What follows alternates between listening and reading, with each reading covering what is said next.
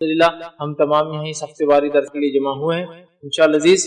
اس مختصر سے وقت میں آپ تمام کے سامنے ایک بہت ہی اہم عنوان پر روشنی ڈالنے کی کوشش کروں گا، اور آج کا میرا جو ٹاپک اور عنوان ہوگا ماہ محرم کی فضیلت، یا ماہ محرم کی فضیلت اور اس میں کرنے والے اعمال۔ انشاءاللہ عزیز اس بات پر میں روشنی ڈالنے کی آج کوشش کروں گا تاکہ محرم کا جو مہینہ ہماری زندگیوں میں اللہ رب العزت بھیجتا ہے، جو حرمت والے مہینوں میں سے یاد رکھے ایک مہینہ ہے، یہ ان محترم مہینوں میں سے جن کی حرمت کا اللہ رب العزت نے حکم دیا۔ کب سے یہ محترم ہے؟ جب سے اللہ رب العزت نے آسمان اور زمین کی پیدائش کی، اور پھر نبی محترم صلی اللہ علیہ وسلم نے بہت سارے اعمال اس کے اندر کیے، یا نبی اکرم صلی اللہ علیہ وسلم نے کچھ خاص اعمال اس مہینے کے اندر کیے، یا اس کے اندر اس مہینے کی محترم ہونے کے علاوہ بھی اس کے اندر عاشورہ جو ایک دن آتا ہے اس کی بھی اپنی ایک فضیلت ہے، یاد رکھیے، اور اس میں بھی کرنے والے کچھ مخصوص اعمال ہے، یاد رکھیے۔ تو آج میں من جملہ ماہ محرم جو ہے اس کے اندر اس کی فضیلت کیا ہے پہلے ہم دیکھیں گے، اور اس میں کرنے کے لیے جو نبی اکرم صلی اللہ علیہ وسلم نے جو کام کیے یا حکم دیا وہ کام کیسے کرے، اور اس کام کے کرنے میں جو مسائل ہیں انشاءاللہ عزیز، جو روزہ رکھنے کا حکم دیا اس کے تعلق سے کچھ باتیں انشاءاللہ عزیز میں آج آپ کے سامنے رکھنے کی کوشش کروں گا۔ ہمیں چاہیے کہ ہم جو ہے سب سے پہلے تو دین اسلام جن چیزوں کا حکم دیتا ہے، جن چیزوں سے روکتا ہے، اس معاملے میں بڑے محتاط رہیں۔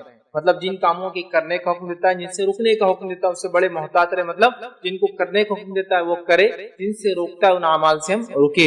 اسی طرح جو حرمت والے مہینے جو کہ 4 ہے، یاد رکھیے، ان حرمت والے مہینوں میں ہمیں حکم ہے کہ ہم نیکیوں میں اضافہ کریں اور گناہوں، معصیت سے، برائی سے اپنے نفس کو جو ہے روکے رکھے، یا اپنے نفس کو برائی سے دور رکھے، یاد رکھے، اور ظلم اور زیادتی خاص طور سے اس سے اپنے آپ کو بچائے۔ لیکن اتنی افسوس کی بات ہے ہم اسلامی مہینے جانتے ہی نہیں، اب وہ حرمت والے مہینے میں کون سے 4 آتے ہمیں علم نہیں ہوتا ہے۔ نتیجہ یہ ہوتا ہے کہ وہ مہینے آ کر زندگی میں جاتے رہتے ہیں، اور کچھ لوگوں کو کم از کم چلی یہ تو وہ ہے کہ بھائی اسلامی سال بدل گیا تو کچھ نہ کچھ بہرحال وہ اس معاملے میں محتاط ہوتے کہ اب سال بدل گیا، محرم شروع ہو گیا۔ لیکن بہت سارے لوگ تو ایسے ہیں کہ ان کو یہ افسوس کے ساتھ کہہ رہا ہوں اسلامی سال کب شروع ہوتا ہے یا اسلامی مہینے کون کون سے ہیں اس کا کچھ بھی علم نہیں۔ صرف ایک مہینہ جس کے تعلق سے کچھ سن لیتے وہ ہے رمضان، تو یہ پتا ہوتا ہے کہ رمضان ایک مہینہ ہے اسلامی، اس کا کچھ مہینے ان کے بدعت یا ان کے اندر کیے جانے والے گناہ اور معصیت سے جانے جاتے ہیں، اور کچھ مہینے ایسے جن میں چونکہ کچھ ہوتا نہیں ہے تو ہم اس کو جانتے بھی نہیں ہے نا۔ تو ہم رمضان کو جانتے ہیں، ٹھیک ہے، اس لیے کہ اس میں روزے رہتے ہیں۔ کچھ لوگ جو رمضان کے بعد شوال کے روزے رکھتے ہیں 6، تو بہرحال وہ شوال کو تھوڑا بہت جانتے ہیں۔ کچھ لوگ جو ہے رجب کو جانتے ہیں کہ اس میں چونکہ معراج منانا ہے، اور کچھ لوگ جو ہے اسی طرح شعبان کو جانتے ہیں چونکہ اس میں برات منانا ہے۔ اس کے علاوہ تو بہت کم مہینے، یا پھر محرم آتا ہے تو کچھ نہ کچھ اس میں رسومات وغیرہ ہوتے تو محرم کو یاد کرتے ہیں۔ لیکن ان کی ترتیب کیا ہے، یہ مہینوں کی اہمیت کیا ہے، شریعت نے مہینے کیا اور کیسے، ان کے تعلق سے بڑی افسوس کے ساتھ مجھے کہنا پڑ رہا ہے ہم لوگوں کو علم نہیں ہے، بلکہ اسلامی مہینے کتنے ہیں اور کیسے ہیں اور کون کون سے یہ بھی اکثر لوگ نہیں جانتے۔ ورنہ ہم اپنے آپ سے یا اپنے بچوں سے یہ پوچھ لے کہ انگلش مہینے کون کون سے تو ہم سب بتا سکتے ہیں، ایک کے بعد ایک، کی بھائی جنوری، فروری، مارچ، اپریل، مئی، جون، جولائی، اگست، ستمبر، اکتوبر، نومبر، دسمبر، یہ ہو گئے۔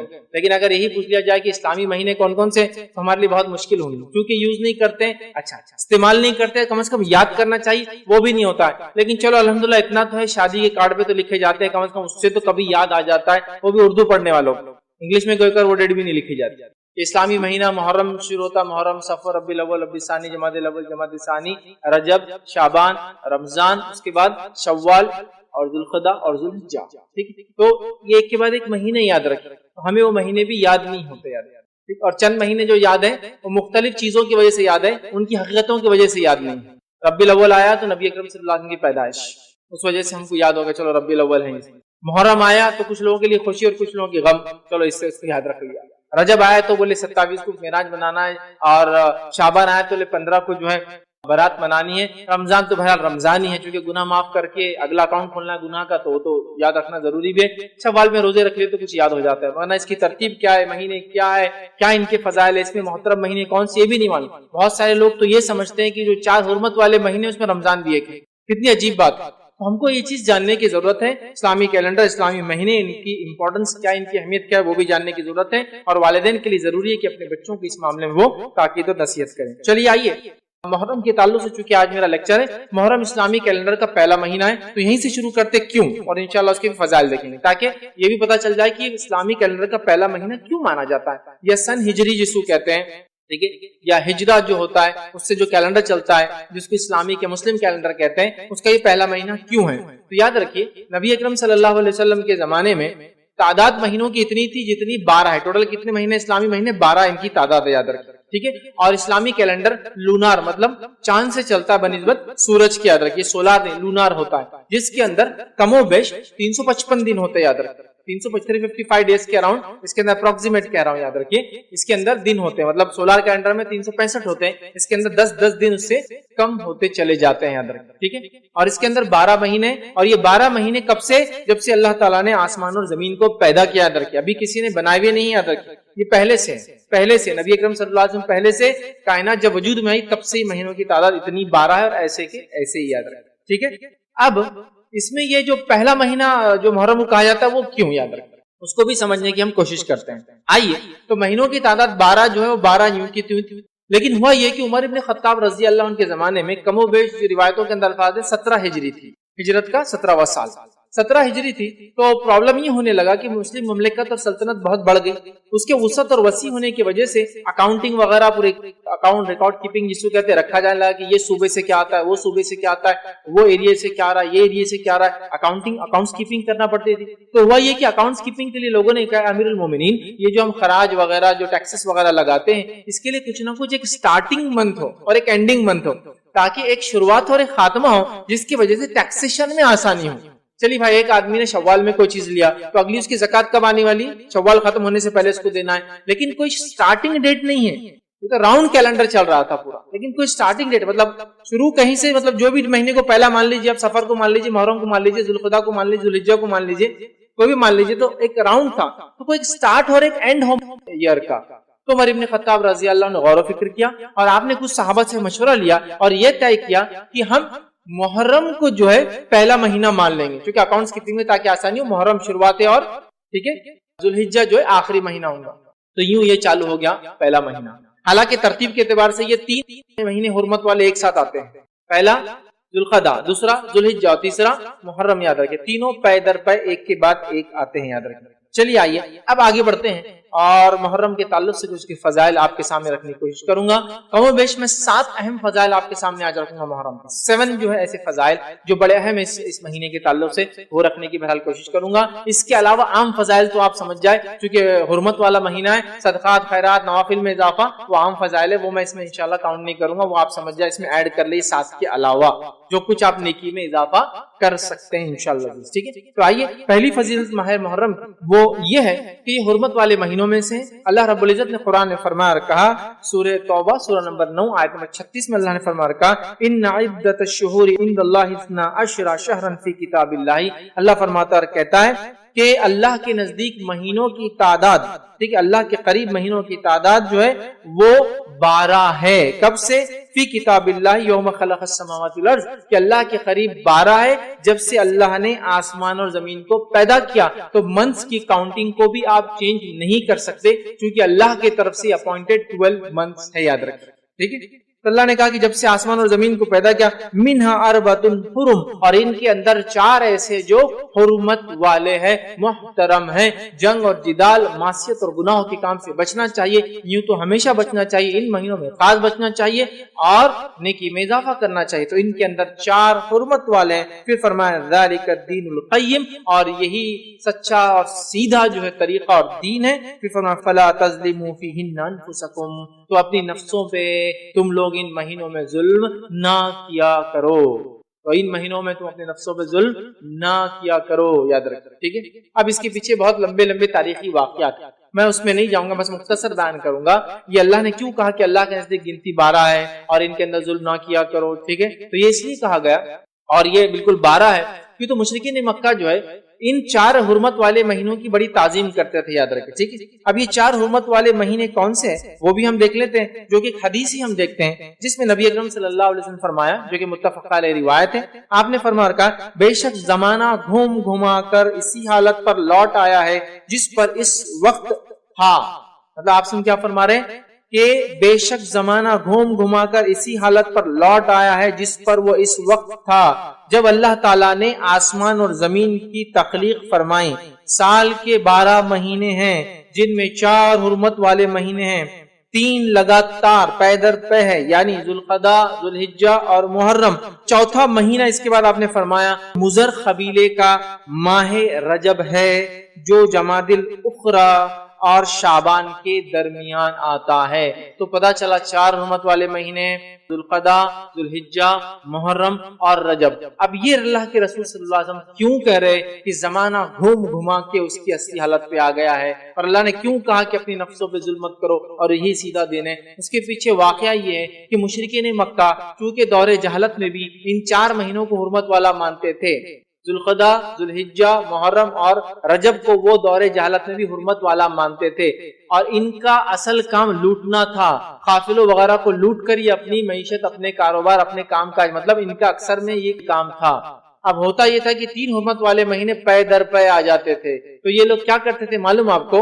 یہ لوگ 1 یا 2 مہینوں کو کھسکا دیتے تھے۔ مطلب کیا کرتے تھے کہ ایک سال ذوالقعدہ ذوالحجہ بولتے تھے محرم سفر کے بعد آئیں گا، یہ سال محرم کب آئیں گا؟ سفر کے بعد آئیں گا، تو گویا 2 ہی حرمت والے اب لوٹ مار چالو کر چکے، 3 مہینے رکے رہنا ان کے لیے بڑا مشکل تھا، سمجھا؟ تو محرم کو کھسکا دیتے اور کہتے کہ یہ بار محرم سفر کے بعد آنے والا ہے۔ نبی اکرم صلی اللہ علیہ وسلم جس سال حج کیا تو اس سال یہ مہینے ترتیب میں تھے 3، تو آپ نے کہا زمانہ گھوم گھما کر اب اصلیت پر آ چکا ہے جیسا زمین و آسمان کے کریشن کے ٹائم پر تھا۔ مطلب نبی اکرم صلی اللہ علیہ وسلم جو خطبہ دے رہے ہیں تب عربوں نے اس کو بالکل ایک کے بعد ایک 3 مان لیا تھا، پے در پے تھے، اور اللہ کے رسول صلی اللہ علیہ وسلم نے جو کچھ گڑبڑ ان مہینوں کے اعتبار سے ہوئی ریکٹیفائی کر کے ہم کو بتا دیا کہ آج زمانہ بالکل میں جو کہہ رہا ہوں، جو وقت ہے، جو تاریخ ہے، وہی ہے۔ اور جو مشرکین نے خلط ملط کر دیا تھا، مہینوں کو ٹرانسفر کرتے تھے کہ یہ سال سفر پہلے آئیں گا اور محرم بعد میں آئیں گا، ٹھیک ہے، تو وہ اب سب ختم ہو گیا ہے، اور 4 حرمت والے مہینے ہیں، تو گویا مشرکین بھی ان 4 کو حرمت والا مانتے تھے۔ تو گویا محرم کی سب سے بڑی، سب سے پہلی، سب سے اول فضیلت یہ کہ یہ حرمت والے مہینوں میں سے ایک مہینہ ہے، اللہ کے چوزن منتھ میں سے ایک منتھ ہے جو محترم ہے، حرمت والا ہے، مطلب اس کے اندر بہت سارے گناہ اور ایسے اعمال سے جو عام دنوں میں بھی حرام ہے، ان ایام میں بدرجہ اولا حرام ہے کرنا، سمجھا؟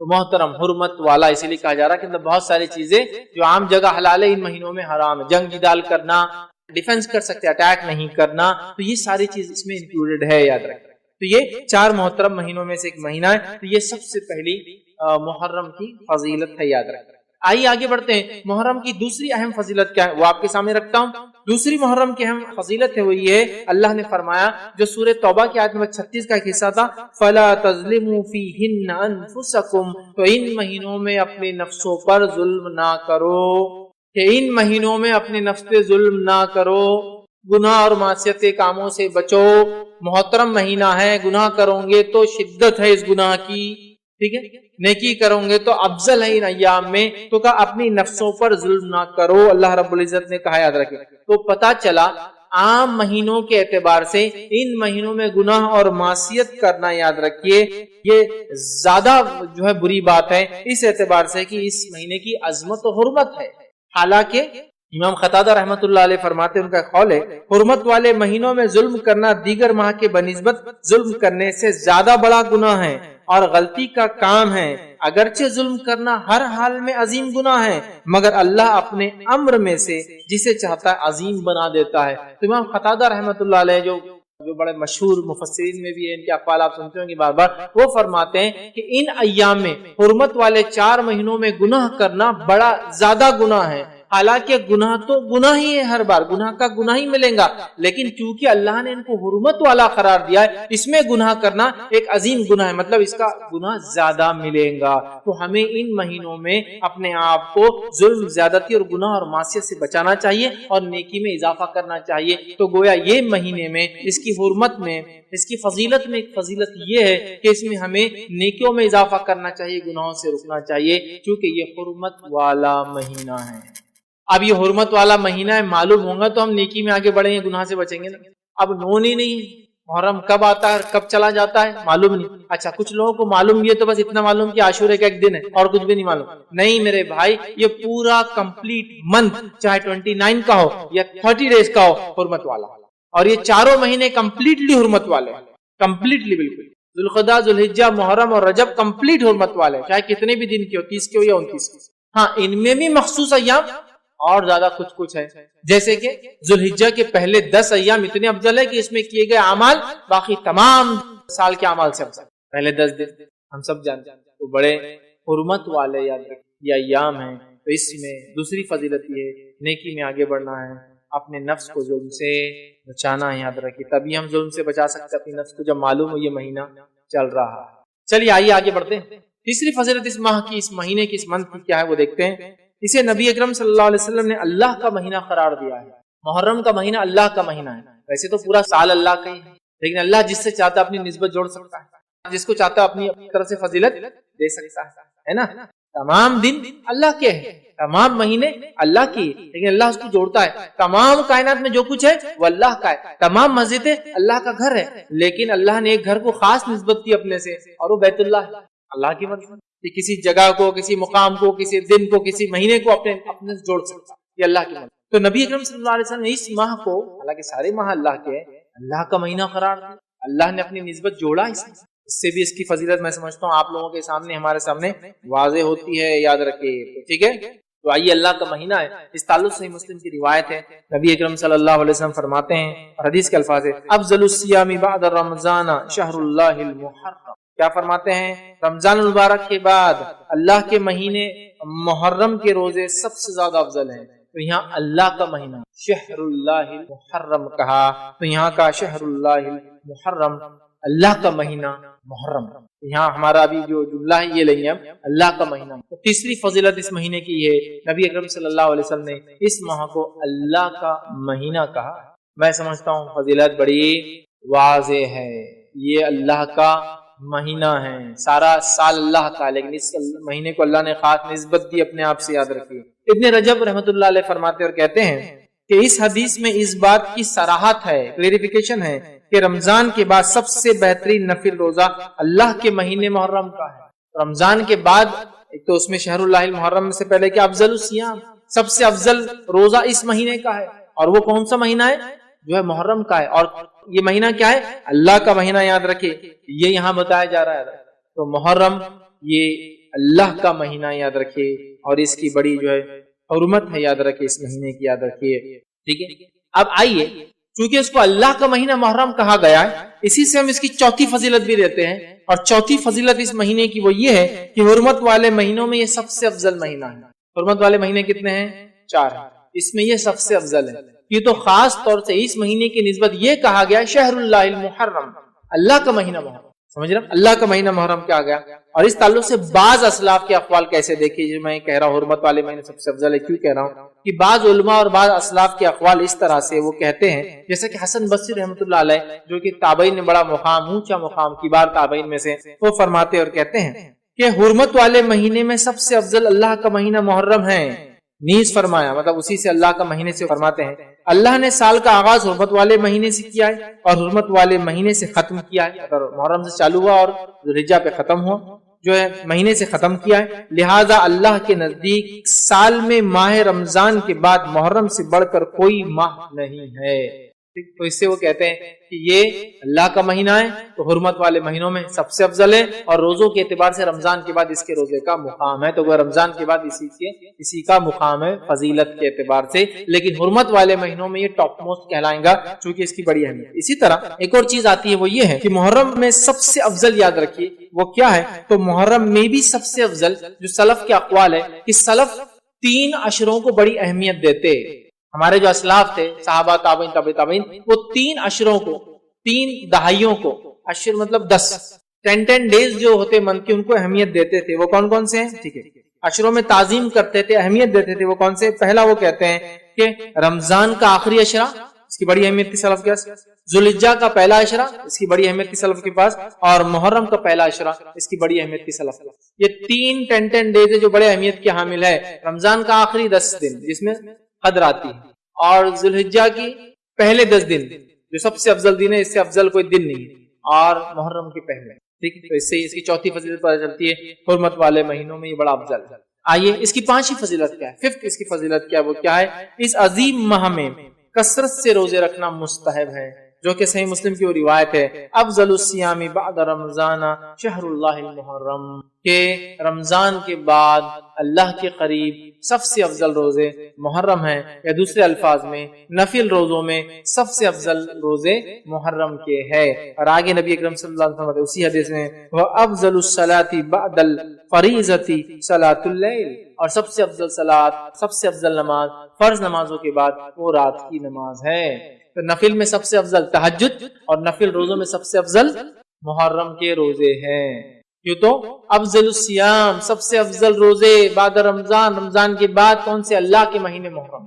ہمیں چاہیے اس مہینے محرم میں کیا کریں، کثرت سے روزے، کثرت سے روزے رکھیں، گناہوں سے بچے، نیکیوں کے کام میں آگے بڑھے، ہے نا، ان کے اول 10 دن کے زیادہ زیادہ فائدے اٹھائے۔ یہ بڑی اہم بات ہے، یہ بڑی اہم بات، اس کو بہت سوچ وچار کر کے ہمیں پلان آرڈر میں اس منتھ کو جینے کی کوشش کرنا چاہیے، یاد رکھیے، لیکن یہ تب ہوگا جب ہم کو اس کی اہمیت، اس کی فضیلت معلوم ہوں گی، یاد رکھیں، ٹھیک ہے۔ تو یہ جو ہے بہت عظیم ہے، اور سب سے افضل نفل روزہ اسی مہینے کا، یاد رکھیے، روزہ ہے، اور اس حدیث سے صراحت ہوتی ہے۔ ابن رجب کا میں نے وہ قول آپ سامنے رکھا رحمۃ اللہ علیہ کا، وہ فرماتے ہیں اس حدیث سے اس بات کی صراحت ہوتی ہے کہ رمضان کے بعد سب سے بہترین نفل روزہ اللہ کے مہینے محرم کا روزہ ہے، یاد رکھیے، اور یہ یاد رکھیے نفل روزوں میں سب سے افضل ہے۔ اسی طرح جو ہے محرم میں روزہ رکھنا جو ہے، اور کثرت سے روزہ رکھنا، یہ بڑی اہم چیز ہے، یاد رکھیے۔ اس کا یہی معنی ہے کہ ایک انسان نفل روزہ رکھے اور محرم کا روزہ سب سے افضل ہے، اس کا معنی ہی ہوتا ہے کہ ہم زیادہ سے زیادہ اگر نفل روزے رکھنے کی کوشش کرتے ہیں تو کون سے مہینے میں رکھیں، محرم کے مہینے میں رکھنے کی کوشش کریں، یاد رکھیں، کیونکہ نبی اکرم صلی اللہ علیہ وسلم رمضان کے علاوہ بھی، رمضان کے علاوہ نبی اکرم صلی اللہ علیہ وسلم نے، یاد رکھیے، اس بات کو بھی آپ ذہن میں رکھیں کہ نبی اکرم صلی اللہ علیہ وسلم نے رمضان کے علاوہ کسی مہینے کے پورے روزے نہیں رکھے۔ مطلب یہ ہوا کہ محرم کے مہینے، جس کو کہیں گے یہ پسندیدہ ہے کہ اس کو زیادہ سے زیادہ انسان رکھے، لیکن زیادہ زیادہ کا معنی یہ نہیں کہ پورے مہینے کی، لیکن کو رکھتا ہے تو وہ گناہ نہیں کرتا، یاد رکھے، کیونکہ اس کا معنی ہے کہ جس کو کہیں گے یہ پسندیدہ چیز ہے کہ ہم زیادہ سے زیادہ کوشش کریں، لیکن نبی اکرم صلی اللہ علیہ وسلم نے رمضان کے جیسا روزہ، مطلب پورے مہینے کا روزہ رمضان کے علاوہ کسی مہینے کا نہیں رکھا۔ اور متفق علیہ روایت ہے، اس کے الفاظ اس طرح سے ہے کہ رمضان کے علاوہ نبی اکرم صلی اللہ علیہ وسلم نے کبھی بھی جو ہے ایک ماہ کے مکمل روزے نہیں رکھا، اور نہ ہی شعبان سے زیادہ کسی مہینے میں روزے رکھے۔ اسے پتہ چلا کہ محرم کا مہینہ یہ پسندیدہ ہے، کوشش کرنا چاہیے رکھے، لیکن پورے مہینے کا رکھنا نبی کریم صلی اللہ علیہ وسلم ثابت نہیں ہے۔ آپ نے صرف رمضان کے پورے رکھے، اور سب سے زیادہ روزے جس مہینے کے آپ رکھتے تھے وہ کون سا تھا؟ شعبان تھا۔ اب ایک اشکال ہو سکتا ہے ذہن میں کہ جب محرم کا مہینہ سب سے افضل مہینہ ہے تو نبی اکرم صلی اللہ علیہ وسلم نے محرم میں سب سے زیادہ روزے کیوں نہیں رکھے؟ تو اس کے لیے علماء لکھتے ہیں ہو سکتا ہے محرم کی فضیلت نبی اکرم صلی اللہ علیہ وسلم کو بعد میں بتائی گئی ہو، اور اس سے پہلے آپ شعبان کے روزے رکھتے رہے۔ ہو سکتا ہے محرم کی فضیلت تو پہلے بتائی گئی ہو، لیکن غزوات، سفر یا بیماری کی وجہ سے اللہ کے رسول نے اس کے روزے زیادہ نہ رکھے ہو، کچھ بھی ریزن ہے، لیکن افضل تو سب سے کون سے؟ محرم کے۔ لیکن نبی اکرم صلی اللہ علیہ وسلم نے کمپلیٹ منتھ کے روزے صرف رمضان کے رکھے، اور رمضان کے علاوہ شعبان سے زیادہ روزے آپ کسی مہینے میں نہیں رکھتے تھے، یاد ہے، ٹھیک ہے۔ لیکن افضل تو بہرحال اسی کے، تو اس سے پتہ چلتا ہے کہ یہ استحباب جس کو بولتے ہیں، مستحب ہے کہ ہم جو اس کے روزے زیادہ زیادہ رکھنے کی جو ہے بہرحال کوشش کریں، ٹھیک ہے۔ آئیے آگے بڑھتے ہیں۔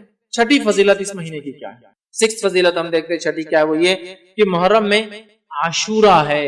محرم میں عاشورہ ہے۔ عاشورہ کیا ہے؟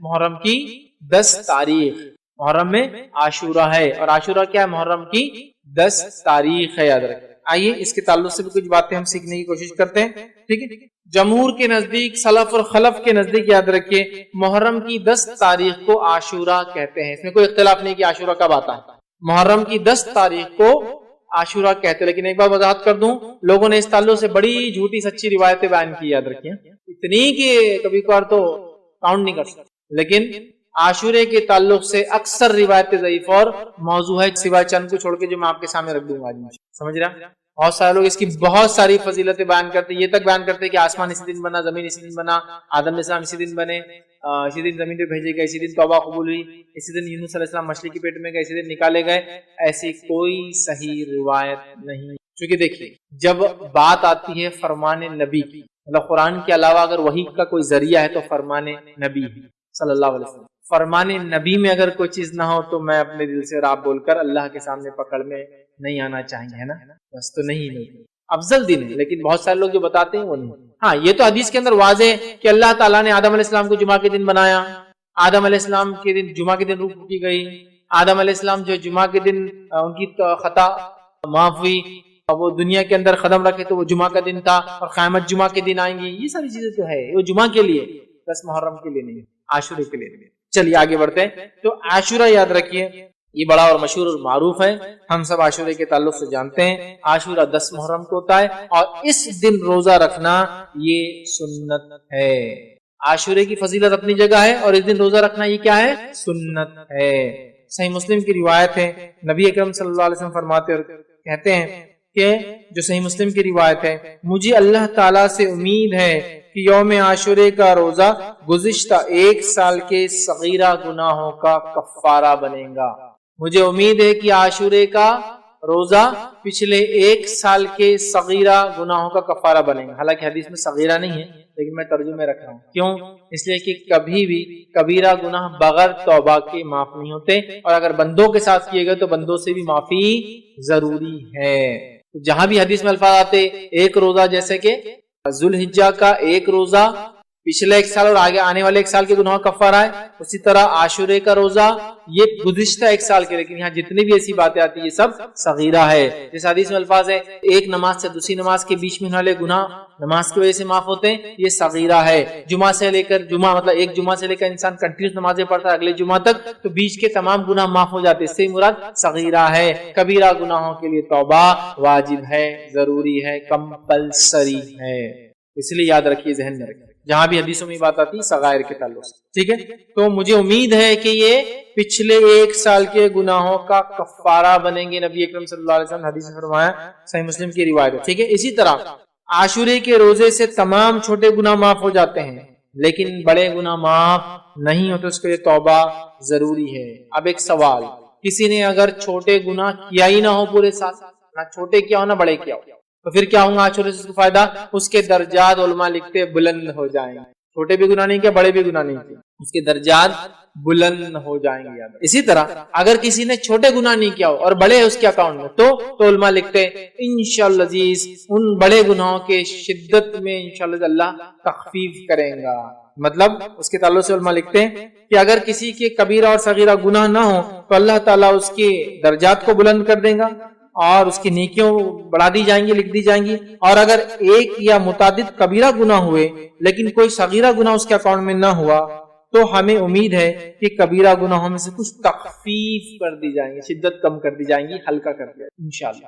ٹھیک، تو بہرحال تو کسی نے اگر صغیرہ کیا نہ ہو نیکی ملیں گی، درجات بلند ہوں گے، اور کبیرہ ہو صرف اکاؤنٹ میں، صغیرہ نہ ہو تو انشاءاللہ تخفیف کی امید کی جا سکتی ہے انشاءاللہ. ٹھیک، اسی طرح جو انسان کو چاہیے کہ 10 محرم کے روزے کے تعلق سے اپنے اہل و عیال کو، گھر والوں کو، بیوی بچوں کو، غلاموں کو، جان پہچان والوں کو سحر کے لیے بھی جگائے اور روزہ رکھنے کی تاکید کرے. سمجھ رہا؟ سحر کے لیے بھی جگانا چاہیے روزہ. سحر کے لیے میں کیوں کہہ رہا ہوں؟ کیونکہ یہ عام دنوں میں سحر کا ٹائم کسی کو معلوم نہیں ہوتا. خاص دنوں میں رمضان میں تو پورا اس کا تقویم آ جاتی نا، ٹائم ٹیبل آ جاتا ہے. عام دنوں میں ٹائم ٹیبل نہیں ہوتا، بڑا کنفیوژن ہو جاتا ہے. تو آپ لوگ آج کل تو بڑا آسان ہے، آپ اگر موبائل سے یوز کرتے ہیں تو آج کل تو ایسے ایپس ہیں جس میں آپ ڈال دیں کہ آج کا سحر کا آخری وقت، تہجد کا آخری وقت اور سحر کا آخری وقت ایک ہی ہوتا ہے. فجر کی سٹارٹ سے پہلے سحر کر سکتے ہو، تہجد بھی کر سکتے ہو. آپ دیکھ لیں بآسانی آپ کو مل جائیں گا. ہر زمین زمانے علاقے کا الگ ٹائم ہوتا ہے، اس لیے میں کوئی ٹائم بول نہیں سکتا ہوں، لیکن فجر کی سٹارٹ سحر کا خاتمہ ہے، یا پھر جس کو کہیں گے تہجد کا آخری وقت سحر کا آخری وقت. ٹھیک ہے، تو بہرحال آپ اٹھائے، سب کو تیار کرے. آئیے اس تعلق سے ایک صحابیہ کا واقعہ سنتے ہیں، اور وہ فرماتی ہے اور کہتی ہے، جن کا نام ربی بنت معوذ رضی اللہ عنہ، وہ کہتی ہے ہم خود اس روزے کو رکھتی تھی اور اپنے بچوں کو بھی روزہ رکھواتی تھی، اور ہم ان کے لیے اون کا گڑیا بنا دیتی تھی، مطلب اون کی گڑیا بنا دیتی تھی. چنانچہ ان میں سے جب کوئی کھانے کے لیے ضد کرتا یا روتا تو وہ گڑیا ہم کھیلنے دیتے تاکہ افطار تک وہ کھیل میں مشغول رہے، مائنڈ ڈائیورٹ کرنے بچوں کو. تو وہ بڑے بھی رکھتے تھے، بچے بھی رکھتے تھے، اور بچوں کا مائنڈ ڈائیورٹ کرنے میں اون کی گڑیا بنا کے رکھتے تھے. سمجھ رہا؟ تو عبادتوں میں بچے بھی شامل ہوں گے، اور بچوں کا خیال رکھنا بھی اس حدیث سے پتہ چلا کہ صحابیات پہلے سے ان کے کھیلنے ولنے کا انتظام کر دیتے تھے. حالانکہ یہ بہت غربت والا زمانہ تھا، تو اون ہوتا تھوڑا سا گڑیا بنا دی، بچہ ضد کرا اگر روزے میں کہ مجھے کھانا ہے، کھیلنے دے دی تاکہ وہ کھیل میں لگ جائے اور روزہ کمپلیٹ ہو جائے، افطار تک کھیلتا رہے. یاد رکھے. اور جو روایت دیکھی متفقہ علیہ تھی، وہ جو صحابیات گڑیا بناتی. ٹھیک ہے. اب جو 10 محرم کا جو روزہ ہے، جب نبی اکرم صلی اللہ علیہ وسلم نے اس کا حکم دیا تو آپ کو بتایا گیا کہ اس دن جو ہے یہودی روزہ رکھتے ہیں. ٹھیک. تو نبی اکرم صلی اللہ علیہ وسلم نے فرمایا کہ ان کی مخالفت میں ہم پھر 2 روزے رکھیں. جب آپ کو بتایا گیا کہ یہ روزہ یہود نہیں رکھتے ہیں تو نبی اکرم صلی اللہ علیہ وسلم نے فرمایا ان کی مخالفت میں ہم 2 روزے. آئیے ابن عباس رضی اللہ عنہ کی ایک روایت ہے، آپ فرماتے اور کہتے ہیں، اس روایت کے الفاظ دیکھیں، جب رسول اللہ صلی اللہ علیہ وسلم نے یوم عاشورہ کا روزہ رکھا اور دوسروں کو بھی اس کا حکم دیا تو صحابہ کرام نے عرض کیا، اے اللہ کے رسول صلی اللہ علیہ وسلم، جو ہے یہودی تو اس دن کی تعظیم کرتے ہیں. تو اللہ کے رسول صلی اللہ علیہ وسلم نے فرمایا، اگر اللہ نے چاہا تو میں آئندہ برس ہم، مطلب اللہ نے چاہا تو ہم یا ہم لوگ یا میں آئندہ برس جو ہے 9 محرم کا روزہ بھی رکھیں گے. ابن عباس رضی اللہ عنہ فرماتے اور کہتے ہیں کہ نبی اکرم صلی اللہ علیہ وسلم آئندہ سال آنے سے قبل ہی انتقال کر گئے. جب آپ نے یہ حکم دیا کہ عاشورہ کا ایک روزہ پچھلے 1 سال کے گناہ کفارہ ہے، تو آپ کو بتایا گیا اس دن کی تعظیم تو یہود کرتے ہیں، اس دن کرتے ہیں. تو آپ نے کہا ان کی مخالفت میں ہم 1 نہیں 2 روزے رکھیں. اب ان کی مخالفت کی بات کیوں ہو رہی ہے؟ اس لیے کہ یہود و نصارہ نے اپنی کتاب کی مخالفت کی، اللہ کی مخالفت. اس لیے نبی اکرم صلی اللہ علیہ وسلم نے آخری نبی نے ان کی مخالفت، دشمنی سے نہیں. لوگ بولتے ہیں دشمنی سے نہیں، کیونکہ انہوں نے اللہ سے دشمنی، اللہ کے احکامات کو نہیں مانا، پیدا کرنے والے کے حکم کو نہیں مانا، اس لیے ہم ان کی مخالفت، ورنہ کوئی دشمنی نہیں. سمجھ رہا؟ تو آپ نے ان کی مخالفت کی. تو آپ نے کہا کہ انشاءاللہ عزیز اگر میں زندہ رہا تو آنے والے سال کون سا روزہ رکھوں گا؟ 9 کا رکھوں گا. تو پتہ چلا ہمیں کون کون سے روزے رکھنا ہے اب؟ 9 اور 10، مطلب 9 اور 10، 9 اور 10 محرم کو ہم کو 2 روزے رکھنا ہے، اور یہ 2 روزے 1 سال کے گناہ کا کفارہ پچھلے، اور ذوالحجہ کی 9 تاریخ کا روزہ وہ 2 سال گناہ کا کفارہ جو گزرا، اور جو ہے مطلب 1 روزہ 2 کا کفارہ، یہ 2 روزے 1 کا کفارہ جو گزرا ہے. ٹھیک ہے. چلیے، تو یہ بھی پتا چل گیا کہ ہم کو عاشورہ کا روزہ رکھنا ہے. نبی اکرم صلی اللہ علیہ وسلم رکھا، صحابہ رکھتے تھے، سب رکھتے تھے، بچوں کو رکھاتے تھے، اور مخالفت نہیں ہوگی. 2 روزے ہم کو رکھنا ہے، مطلب 10 کا تو رکھنا ہی اور 1 اضافہ کرنا ہے. آئیے دوسری روایت کے اندر صحیح مسلم کے اندر الفاظ ہے، اگر میں اگلے سال زندہ رہا تو 9 محرم کا بھی روزہ رکھوں گا. ایک میں اوپر والی میں کہا تھا کہ ہم رکھیں گے، اس میں کہا کہ میں رکھوں گا. اس سے پتا چلا آپ کو ہم کو 9 اور 10 کا رکھنا ہے. یاد رکھیں. اسی طرح جو ہے عبداللہ ابن عباس رضی اللہ عنہ فرماتے ہیں، مسند احمد کی روایت ہے، اس روایت میں اختلاف ہے. کچھ نے اس کو ضعیف قرار دیا ہے، لیکن محمد شاکر نے جو کہ ایک محدث تھے انہوں نے اس کو حسن قرار دیا. تو میں کہوں گا اس پہ علماء کا اختلاف ہے اس حدیث کی سند میں. اس حدیث کے الفاظ کیا سنیے، مسند احمد کی روایت ہے، اور بھی یہ روایتیں اور بھی الفاظ سے آتی، مطلب اور بھی حدیثوں کی کتاب موجود ہے. روایت کے الفاظ ہے، عاشورے کے دن کا روزہ رکھو لیکن یہود کی مخالفت بھی کرو، لہٰذا 1 دن پہلے یا 1 دن بعد رکھو. لہٰذا 1 دن پہلے یا 1 دن بعد رکھو. تو میں یہ کہوں گا کہ جو 9-10 کا نہ رکھ سکے تو وہ کون سا رکھے؟ 10 اور 11 کا. لیکن افضل کون سا ہے؟ 9 اور 10. کیونکہ یہ روایت میں اختلاف ہے، اس کی صحت میں، اس کی سند میں، کہ یہ ضعیف ہے یا حسن ہے، اس میں اختلاف ہے، دونوں رائے علماء کی. بٹ افضل کیا ہے؟ 9 اور 10. 9 اور 10 نہیں ہو سکا تو پھر نیکسٹ فیز میں 10 اور 11 کے لیے ہم جائیں گے، 10 اور 11 کے لیے جائیں گے. لیکن افضل 9 اور 10 سے یہ بات واضح ہونی چاہیے آپ لوگوں کے ذہن میں. چلیے آگے بڑھتے ہیں. اب کسی وجہ سے یہ 2 روزے آپ نہیں رکھ سکتے اور آپ کو صرف 10 کا روزہ مل گیا، مطلب آپ 9 کا بھی نہیں رکھ پا رہے اور 11 کا بھی نہیں رکھ پا رہے کسی وجہ سے، تو کیا ہم 1 روزہ رکھ سکتے ہیں؟ یہ تو ہاں، یہ خالی 1 روزہ بھی رکھا جا سکتا ہے انشاءاللہ، اس میں کوئی مسئلہ نہیں ہے. یاد کسی وجہ سے اگر آپ 1 روزہ ہی رکھ پائے تو بھی یہ کافی ہے. بہت سارے لوگوں کی غلط فہمی ہے کہ اگر 9-10 یا 10-11 کا روزہ نہیں ہوا، نہیں رکھ پائیں گے تو پھر 10 کا روزہ بھی وہ ڈراپ کر دیتے ہیں. کیا کرتے ہیں؟ غلطی کیا ہوتی ہے؟ وہ بولتے ہیں اب 9 کا نہیں ہو رہا اور 11 کا بھی کسی وجہ سے نہیں ہو رہا تو 10 بھی کیا کرتے ہیں؟ چھوڑ دیتے ہیں. ایسا کرنا غلط ہے. اگر کسی وجہ سے آپ 9 کا بھی نہیں رکھ پائے، اگر کسی وجہ سے آپ نے سوچے 10-11 رکھوں گا اور 11 کا نہیں رکھ پائے، تو آپ کا 10 کا روزہ بالکل درست ہے. تو گویا خالی 1 روزہ بھی، جیسا کہ میری صحت ساتھ نہیں دیں گی، 2 روزے تو میں رکھ سکتا ہوں، 1 ہی رکھتا ہوں، تو آپ 1 بھی رکھ سکتے ہیں. نیت رکھے کہ اللہ میری صحت ہے تو میں دوسرا بھی ضرور ہے. یا کسی عورت نے نیت کی کہ 10 اور 11 کا رکھیں گی، سمجھو کسی وجہ سے، ٹھیک ہے، اور ہوا یہ کہ 10 کو تو روزہ رکھ پائی اور 11 کو ناپاک ہو گئی، وہ بھی کوئی مسئلہ نہیں. یا کوئی عورت 9 کو ناپاک سمجھ رہے آپ، اور اس نے نیت کی تھی کہ 9-10 رکھوں گی، تو بہرحال وہ پھر 10-11 رکھ لیں، اس کے پاس موقع ہے. تو بہرحال کسی وجہ سے آپ 9 کا یا 11 کا روزہ سفر کی وجہ سے، بیماری کی وجہ سے، عورت کی حیض کی وجہ سے، کسی اور پرابلم کی سے نہیں بھی رکھ پائے، صحت کی وجہ سے، تو آپ کو ایک روزہ بھی انشاءاللہ عزیز کفایت کر جائیں گا، اس میں کوئی حرج نہیں. ایک اور غلط فہمی کہ ایک روزہ نہیں رکھنا بولے ایک روزہ بھٹکتا، اس کی کوئی دلیل نہیں کہ ایک روزہ بھٹکتا، ایسا کچھ بھی نہیں بولے جوڑی دار لگتا، بہت کامن مسکنسپشن ہے. ایک روزہ کبھی نہیں رکھنا، 2 رکھنا بولے، تو لہٰذا 9-10 جیسا ہے. اسی طرح ذوالحجہ میں بھی بولے ایک نہیں رکھنا 9 کا، ایک دن پہلے چونکہ ذوالحجہ کی 10 تاریخ کو تو عید ہے، مطلب بقرعید ہے، تو بولے 8-9 کا رکھنا، ایسا نہیں، ایک روزہ بس. ہاں جو روزہ ایک نہیں رکھنے کا حکم دیا گیا وہ کون سے روزہ ہے؟ جمعے کا اکیلا روزہ رکھنا منع کیا گیا اور ہفتے کا اکیلا روزہ رکھنا منع کیا گیا. تو اگر آپ کو جمعہ رکھنا ہے تو آپ کو جمعرات ایڈ کرنا پڑے گا اس میں، یا پھر جمعہ رکھنا ہے تو آپ کو ہفتہ ایڈ کرنا پڑے گا اس میں، یا آپ کو ہفتہ رکھنا ہے تو اتوار ایڈ کرنا پڑے گا اس میں. خالی جمعے کا اور خالی ہفتے کا روزہ رکھنے سے نبی اکرم صلی اللہ علیہ وسلم منع کیا، بلکہ ہفتے کے تعلق سے آپ نے کہا کہ اگر تمہیں پتے ملے بھی تو کھا لو، لیکن ہفتے کا روزہ خالی مت رکھو. یا تو رکھنا ہے تو پھر کیا کرنا ہوگا آپ کو؟ روزہ اٹیچ کرنا ہوگا، ایک وہ جمعہ اور ہفتہ ہے، نہ کہ کوئی اور دن. تو لہٰذا کسی وجہ سے آپ ایک بھی روزہ رکھے تو انشاءاللہ اس میں کوئی حرج نہیں. ٹھیک. اسی طرح ایک اور سوال، لوگ بولتے ہیں کہ میرے رمضان کے روزے باقی، میرے رمضان کے روزے قضا باقی، تو کیا میں یہ روزے رکھ سکتا ہوں؟ یہ تو نفل ہے، یہ تو سنت ہے، اب میرے تو فرض ہی قضا ہے. تو یاد رکھیے آپ رمضان کے روزے قضا ہو بھی تو یہ نفل روزے رکھ سکتے ہیں. بہت سے لوگوں کا مسکنسپشن ہوتا ہے کہ رمضان کی اگر قضا ہے تو باقی نفل روزے نہیں ہو سکتے جب تک کہ قضا پوری نہیں ہوتی. تو میں یہ بتانا چاہوں گا یہ جو روزہ ہے محرم کا، خاص طور سے 9 اور 10 کا، یہ روزہ مخصوص ہے اور ایک تاریخ سے اٹیچ ہے. یہ تاریخ جانے کے بعد آپ کو اس کو رکھنے کا موقع نہیں ملے گا. لہٰذا اگر رمضان کی قضا باقی ہے بھی تو بہت ساری بار بیمار لوگوں کا مسئلہ ہوتا ہے، عورتوں کا ہوتا ہے کہ حیض کی وجہ سے روزے ان کے چھوٹ جاتے ہیں رمضان کے اور وہ رکھ نہیں پاتی. اب محرم آ جاتا ہے، پھر وہ سوچتے رہے محرم آ گیا تو کیا محرم کے نفل رکھوں جبکہ میرے تو فرض باقی ہے. تو یاد رکھیے آپ کی فرض روزے اگر قضا باقی بھی ہے تو علماء کی کئی قول اور فتاوی موجود ہیں کہ آپ قضا روزے باقی رہنے کے باوجود بھی محرم کا روزہ آپ رکھ سکتے. تو لہٰذا محرم کا یہ روزہ 9-10 کا آپ بالکل اگر قضا روزے باقی بھی ہیں تو رکھ لے.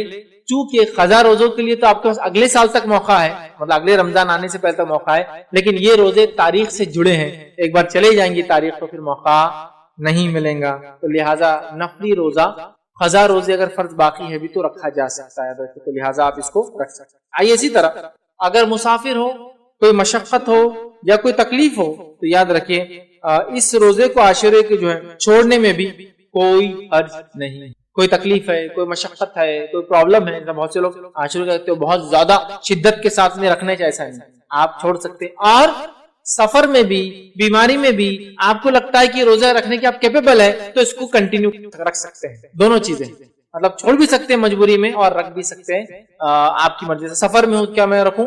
اس لیے کہ اللہ نے تو قرآن میں کہا کہ رمضان کی بھی روزے اور آپ سفر میں تو چھوڑ سکتے ہیں، لیکن اگر کسی کو تندرستی صحت ہے اور سفر میں تکلیف نہیں ہوں گی اور وہ اس کو اپنے سفر میں آڑ نہ بنا لے روزے کو تو رکھنے میں کوئی نہیں. آڑ بولے تو کیسا؟ اب آپ سفر میں ہیں اور آپ کو طاقت کی ضرورت ہے اور آپ اپنے آپ کو سفر میں روزے کو آڑ بنانے کے لیے روزہ رکھ لے رہے 10 آپ سامان اٹھانا، ارے تم اٹھاؤ میں روزے سے آج جانا، مطلب لوگوں کے لیے اپنے روزے کو آڑ بنا رہے ہیں. ایکسٹرا سو رہے اٹھنا کام کا ٹائم ہے، نہیں میں آج روزہ ہے نا، معلوم ہے تم لوگ تو بے روزے دار ہے، میں تو روزہ ہے نا، تو میرے کو آڑ نہیں ہونا چاہیے. ٹھیک ہے، اس چیز کو آپ یاد رکھیں. ٹھیک ہے. اچھا ایک اور سوال، کیا یہ روزے کی قضا ہو سکتی ہے 10 محرم کی؟ تو یاد رکھیں اس روزے کی کوئی قضا نہیں ہے، چونکہ یہ روزہ ایک پرٹیکولر ڈے سے جڑا ہوا ہے، وہ دن جانے کے بعد اس کی قضا نہیں ہوتی ہے، یاد رکھیں. ٹھیک ہے. اسی طرح جو ہے میں ہر سال یہ روزہ رکھنے کا عادی ہوں، میں ہر سال 9-10 کا روزہ رکھتا ہوں، یہ سال کسی وجہ سے رکھ نہیں پایا، بیماری کی وجہ سے رکھ نہیں پایا، سفر کی وجہ سے رکھ نہیں پایا، عورت تو حیض کی وجہ سے رکھ نہیں پائی، نفاس کی وجہ سے مطلب مینسس کی وجہ سے جو ہے، اور نفاس کی وجہ سے اولاد کی پیدائش کے بعد جو مسئلہ ہوتا ہے میں روزے نہیں رکھ پائی. تو علماء لکھتے ہیں اگر اس کی نیت تھی اور وہ ہر سال رکھتا تھا یا رکھتی تھی اور اس کی نیت یہ تھی تو انشاءاللہ اس نیت کی وجہ سے اس کو اس کا بھی اجر اور ثواب مل جائے گا. اور اس کے لیے وہ لوگ دلیل اس حدیث کو رکھتے ہیں، اور حدیث دیکھیے اس طرح سے جس میں نبی اکرم صلی اللہ علیہ وسلم فرمایا، صحیح بخاری کی روایت آپ نے فرمایا، جب بندہ بیمار ہو جائے یا سفر پہ ہو تو اقامت وہ صحت کی حالت میں عمل کرنے کی طرح اس کے لیے اجر لکھا جاتا ہے. جب بندہ بیمار ہو جائے یا سفر میں ہو، جس کی وجہ سے وہ ریگولر جو کام کرتا تھا، اعمال کرتا تھا، نہیں کر پاتا ہے، تو اللہ تعالیٰ اس کی نیت کی وجہ سے اس کو اس کا اجر دے دیتا ہے. سبحان اللہ. ایک بوڑھا آدمی ہے، اس کی زندگی بھر جوانی بھی گزری مسجد میں نماز پڑھتے با جماعت، وہ آج بھی چاہتا ہے کہ وہ مسجد میں جا کے با جماعت نماز پڑھے. اب اس کی صحت ساتھ نہیں دیتی. انشاءاللہ اس کو بھی با جماعت نماز کا ثواب ملے گا، کیونکہ پوری زندگی اس کی اسی روش پر گزری. ایک انسان تھا رمضان کے ہر سال روزے رکھتا تھا، ہر سال شدت کے ساتھ رکھتا تھا. اب اس کو بیماری نے آج اکڑا، صحت چلی گئی، لیکن اس کی تمنا آج بھی اسی کی ہے. اس حدیث کے مطابق اس کو بھی اجر ملے گا رمضان. سمجھا؟ ایک انسان کی شدید تڑپ ہے کہ وہ اللہ کے گھر کی زیارت کرے، لیکن پیسوں کی وجہ سے بیچارہ مجبور ہے، وہ بھی اس حدیث کی وجہ سے اجر ہے. ایک انسان ہر سال حج اور عمرے کو جاتا تھا، اللہ نے مال دولت رکھا تھا، دے رکھا تھا، اب وہ کسی وجہ سے نہیں جا پا رہا ہے اس کی، لیکن آج بھی وہ امید ہے کاش پہلے مالدار تھا، غریب ہو گیا، لیکن میرے پاس پیسہ ہو تو میں جاؤں گا. اس کو بھی اجر. کیونکہ حدیث میں کیا ہے، جب بندہ بیمار ہو جائے یا سفر پہ ہو تو اقامت و صحت کی حالت میں جو عمل وہ کیا کرتا تھا، جب اچھا تھا، صحیح سالم تھا، سب کچھ تھا، طاقت تھی، جو عمل کرتا تھا، اسی کا اجر اس کو ابھی بھی ملے گا. سبحان اللہ. کتنی بڑی بات ہے نا. لہٰذا اچھے کام کرو، اچھے کام کی نیتیں رکھو اپنے دل میں. جب ہم اچھے کام نہیں کر پائیں کسی وجہ سے، تب بھی اللہ اجر دیتا ہے. بڑی بات، بڑی بات. چلیے آگے بڑھتے ہیں. اسی طرح جو ہے عاشورے کا روزہ اگر کوئی انسان نہ رکھ سکے، جو میں نے کہا، تو لوگ سوال کر سکتے بھائی کیوں ایسا بول رہے ہیں، کہ آپ یہ کہنا چاہ رہے کہ چھوڑ دے؟ نہیں، میں کہنا چاہ رہا ہوں رکھو، شوق اور ذوق سے رکھو، یہ سنت نبوی ہے، رکھو، اچھی باتیں رکھو، ایک سال گناہ کفار. لیکن کسی وجہ سے آدمی نہ رکھ پائے تو وہ آدمی گناہ گار نہیں ہوگا انشاءاللہ، چاہے مجبوراً نہ رکھ پائے یا چاہے جان بوجھ کے نہ رکھے، انشاءاللہ عزیز وہ گناہ گار نہیں ہوگا. کیوں؟ آئیے میں روایت رکھتا ہوں. ام المومنین عائشہ رضی اللہ عنہا فرماتی ہے اور کہتی ہے، ٹھیک ہے، اور آپ فرماتی ہے، یہ روایت جو ہے بخاری اور مسلم کی روایت ہے، آپ نے فرمایا رسول اللہ صلی اللہ علیہ وسلم رمضان کے فرض ہونے سے پہلے عاشورے کا روزے کا حکم دیتے تھے. پھر جب رمضان کی فرضیت ہوئی، مطلب اللہ کے رسول عاشورے کا روزہ رمضان کے روزے فرض ہونے سے پہلے سے رکھتے تھے، تو تب سب صحابہ اس کو فرض سمجھ کے رکھتے تھے. ٹھیک ہے، تو آپ فرماتی ہے جب رمضان کے فرض ہونے سے پہلے آپ صلی اللہ علیہ وسلم عاشورے کا روزے کا حکم دیتے تھے مطلب واجب ہو گیا، صحابہ کے حکم دیتے تھے. پھر رمضان کی فرضیت ہوئی تو جو چاہتا عاشورے کا روزہ رکھتا اور جو چاہتا نہیں رکھتا، اور نبی اکرم صلی اللہ علیہ وسلم نے کچھ نہیں. پہلے دور میں اللہ کے رسول نے حکم دیا، بعد کے دور میں جب رمضان فرض ہو گئے تو جو چاہتا رکھتا، جو چاہتا نہیں رکھتا. اللہ کے رسول نے کچھ نہیں کہا، لیکن پہلے دور میں رکھو کہا، بعد کے دور میں خاموشی کیا، مطلب جو چاہتا رکھتا، جو چاہتا اس کو چھوڑ دیتا. ایک دوسری حدیث کے اندر یہ الفاظ ہے جو بخاری مسلم کی ہے، یہ عاشورے کا دن ہے، اللہ نے تم پر اس کے روزے کو فرض نہیں کیا ہے، لیکن نبی اکرم صلی اللہ علیہ وسلم فرما رہے ہیں یہ عاشورے کا دن ہے، اللہ تعالیٰ نے تم پر اس کا روزہ جو ہے فرض نہیں کیا ہے، لیکن میں روزے سے ہوں. آپ سے فرما رہے ہیں میں روزے سے ہوں، لہذا تم میں سے جو روزہ رکھنا چاہے رکھے، جو افطار کرنا چاہے مطلب کھانا چاہے وہ کھائے، اس میں انشاءاللہ کوئی حرج نہیں ہے. یاد رکھیں. ٹھیک ہے، تو اس روایت میں واضح ہو گیا کہ جو رکھنا چاہے رکھ سکتا ہے، کسی وجہ سے کوئی نہ رکھ سکے یا چھوڑ بھی دیتے انشاءاللہ اس کو کوئی گناہ نہیں ہوگا. لیکن میں سمجھتا ہوں کوئی بھی انسان اتنا نیکیوں میں آگے تو نہیں ہے کہ اتنے آسانی سے ایک سال کے گناہ کفارے والا روزہ چھوڑ دے. بٹ چوائس تو ہے، مطلب آپ کسی کو لعنت ملامت نہیں کر سکتے اگر وہ نہ رکھے. سب سے اول تو یہ کہ رمضان کے روزے رکھے، وہ فرض ہے. اس طرح کچھ لوگ سوال کرتے ہیں کیا محرم کے پہلے 10 دن ہم روزے رکھ سکتے ہیں؟ بالکل کوئی مسئلہ نہیں، لیکن یہ ایسا سنت تو نہیں ہے، لیکن آپ رکھ سکتے ہیں، بالکل رکھ سکتے ہیں. سمجھ رہے؟ نبی اکرم صلی اللہ علیہ وسلم ذوالحجہ کی ابتدائی 9 دنوں کا پورے روزے رکھتے تھے، پورے 1 سے لے کر 9 تک. ٹھیک، تو آپ رکھ سکتے ہیں، اور محرم میں بھی 1 سے 10 تک. لیکن نبی اکرم صلی اللہ علیہ وسلم کی کسی خاص سنت نہیں ہے، لیکن چونکہ محرم اللہ کا مہینہ ہے اور اس کا روزہ سب سے افضل ہے، آپ اس نیت سے سوچیں کہ یہ عشرئی بڑا مقدس ہے، محترم ہے، عظمت والا ہے، مہینہ ہی عظمت والا ہے، اللہ کا مہینہ، رکھ لے، کوئی حرج نہیں انشاءاللہ عزیز، اس میں کوئی مذائقہ انشاءاللہ عزیز نہیں ہے. لیکن اس کو کوئی سنت نہ سمجھے، مطلب اس کا روزہ افضل ہے، اس نیت سے آپ بالکل رکھ لے، کوئی مسئلہ نہیں. لیکن اس کا ایسا 10 دن سنت نہیں، آپ صلی اللہ علیہ وسلم نے مخصوص 10 دن محرم کے روزے نہیں رکھا. تو یہ چند باتیں تھیں اس کے روزے کے تعلق سے. یہ چھٹی فضیلت ہے. آئیے 7ویں فضیلت اور آخری فضیلت جو اس مہینے کی وہ کیا ہے وہ بھی رکھتا ہوں. یوم عاشورہ اللہ تعالیٰ کے عظیم دنوں میں سے ایک دن. یوم عاشورہ اللہ تعالیٰ کے عظیم دنوں میں سے عظمت والا دن، عظمت والا دن. ٹھیک ہے، جیسے کہ اللہ تعالیٰ نے ارشاد فرمایا سورہ ابراہیم کی آیت نمبر 5 میں اللہ نے فرمایا وَذَكِّرْهُمْ بِأَيَّامِ اللَّهِ، اللہ نے فرمایا کہا اور انہیں اللہ کے احسانات یاد دلا دو، اور ان کو اللہ کے احسانات یاد دلا دو، اللہ کے احسانات یاد دلا دو. ٹھیک، اور ایسا کب ہوا؟ یہ احسان ہم کیسا یاد کر سکتے ہیں؟ یہ عظیم دنوں میں سے اللہ تعالیٰ نے اس دن موسیٰ علیہ السلام کی قوم کو فرعون سے نجات دی. تو 10 جو محرم ہے، جو یہودی اس دن روزہ رکھتے تھے، جن کی مخالفت میں اللہ کے رسول صلی اللہ علیہ وسلم نے روزہ رکھا، وہ کیوں رکھتے تھے؟ کیونکہ اس دن اللہ تعالیٰ نے بنی اسرائیل کو، ہم سے پہلے مسلمانوں کو، ہم سے پہلے انبیاء کو ماننے والوں میں سے ایک نبی کو، برگزیدہ اولو العزم نبی کو ماننے والے ایک قوم جو موسیٰ علیہ السلام کی قوم تھی، ان کو اللہ نے آزادی دی تھی. وہ ہم سے پہلے ایمان لانے والوں کو آزادی دی تھی، اور اس فرعون کو اور اس کے لشکر کو ہلاک کیا تھا. گویا ایول کو، برائی کو اللہ تعالیٰ نے ختم کیا تھا اس دن. تو لہٰذا اس اعتبار سے یہ ایک عظیم دن ہے، اور اللہ کی جو ہے احسانات یاد دلاتا ہے یہ دن. یہود اس دن مدینہ کے اندر کیا کرتے تھے؟ اس دن روزہ رکھتے تھے اور عید مناتے تھے، اور ان کی عورتیں زیورات وغیرہ پہنتے، وہ لوگ پہلے سے کرتے تھے، ان کی عورتیں زیورات وغیرہ پہنتی تیار ہوتی. ٹھیک ہے، تو بہرحال ایک عظیم دن ہے. تو اس نعمت کے شکر میں موسیٰ علیہ السلام نے اس دن روزہ رکھا تھا، اور اسی نعمت کے شکر میں بنی اسرائیل اور نبی کریم صلی اللہ علیہ وسلم کے زمانے کے یہود روزہ رکھتے تھے، یاد رکھیے. اور اسی نعمت کے شکر میں جو موسیٰ علیہ السلام نے ادا کیا تھا 10 کو، ایک عظیم دن تھا، جو کہ نبی اکرم صلی اللہ علیہ وسلم نے روزہ رکھا تو وہ سنت ہو گیا، اور اصحاب کو کہا روزہ رکھو، تو لہٰذا ہمارے لیے مستحب ہوگا کہ ہم بھی اس دن روزہ رکھیں. گویا ہم بھی پچھلے لوگوں کی خوشی میں شامل ہیں. گویا یہ موسیٰ علیہ السلام ان کی قوم کے لیے، بنی اسرائیل کے لیے انڈیپینڈنس ڈے تھا، فرعون سے نجات کا دن، آزادی کا دن تھا، جس نے غاصبانہ طور سے، غلط اور ظالمانہ طور سے ان پہ قبضہ کر رکھا تھا اور ان کو غلام بنا دیا تھا اپنی زمین میں. تو گویا یہ دن اللہ کے شکر کا دن، ایک عظمت والا دن ہے. اسی طرح جو ہے ابن عباس رضی اللہ عنہ فرماتے ہوئے کہتے ہیں، رسول اللہ صلی اللہ علیہ وسلم جب مدینہ تشریف لائے تو یہودیوں کو عاشورے کے دن روزہ رکھتے ہوئے پایا، تو آپ نے ان سے فرمایا، یہ کیسا دن ہے، یہ کیسا دن ہے جس میں روزے سے ہو؟ مطلب یہودیوں سے پوچھا تم روزے سے ہو، کیسا دن ہے؟ تو ان لوگوں نے کہا یہ ایک عظیم دن ہے، اسی دن اللہ نے موسیٰ اور ان کی قوم کو نجات دیا تھا اور فرعون اور اس کی قوم کو غرق کر دیا تھا.